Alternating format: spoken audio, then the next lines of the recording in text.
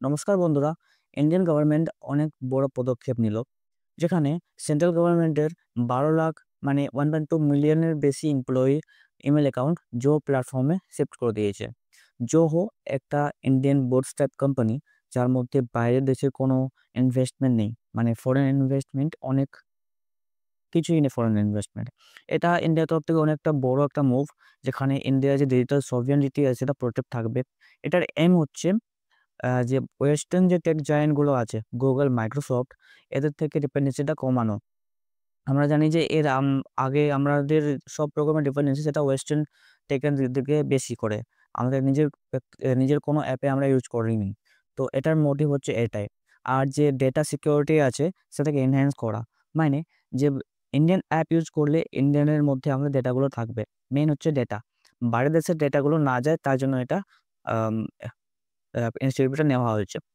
জোহো অনেক একটা মানে অল্টারনেটিভ অ্যাপ প্রোভাইড করে। জোহোর অনেক জোহো ওয়ার্কস স্পেসের মধ্যে অনেকগুলো অল্টারনেটিভ অ্যাপ আছে, যেরকম Gmail, Outlook, Google Drive, Word, Excel, আরও আরেকটা অ্যাপ আছে অ্যালাকাই।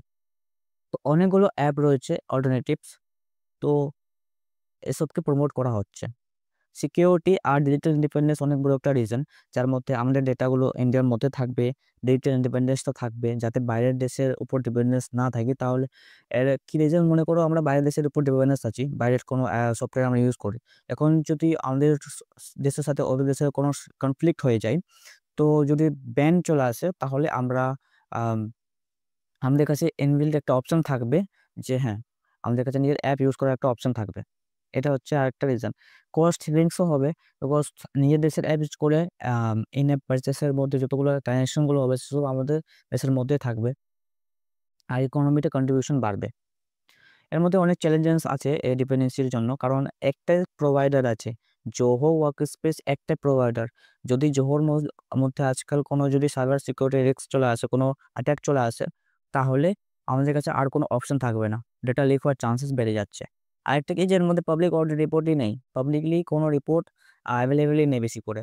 কোম্পানির ভিতরে কি চলছে না চলছে সেটা পাবলিকলি অ্যাভেলেবেলই নেই।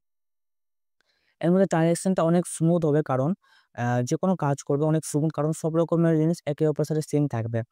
একটাই প্রোভাইডারের কাছে এতগুলো ইউজ করলে আ সবকিছু সিঙ্ক থাকে একে অপরের সাথে। তুমি এক্সেল কাজ করো, ওয়ার্ডে কাজ করো, জিমেইলে কাজ করো, সবকিছু সিঙ্ক থাকবে একে অপরের সাথে। কাজ অনেক স্মুথলি হবে। এটার ইনিশিয়েটিভটা নেওয়া হয়েছে নির্ভর ভারতের মধ্যে, যেখানে ইন্ডিয়াকে সেলফ রিলায়েন্ট করার ও ও করা হচ্ছে টেকনোলজিতে। যাতে বেশি করে ইন্ডিয়া নিজের টেকনোলজি ডেভেলপ করে আর টেকনোলজির মধ্যে রিলায়েন্ট থাকে। তোমাদের কি রায় সেটাও তোমরা অবশ্যই কমেন্টে অবশ্যই জানাবে। কে জোহো অ্যাপ ইউজ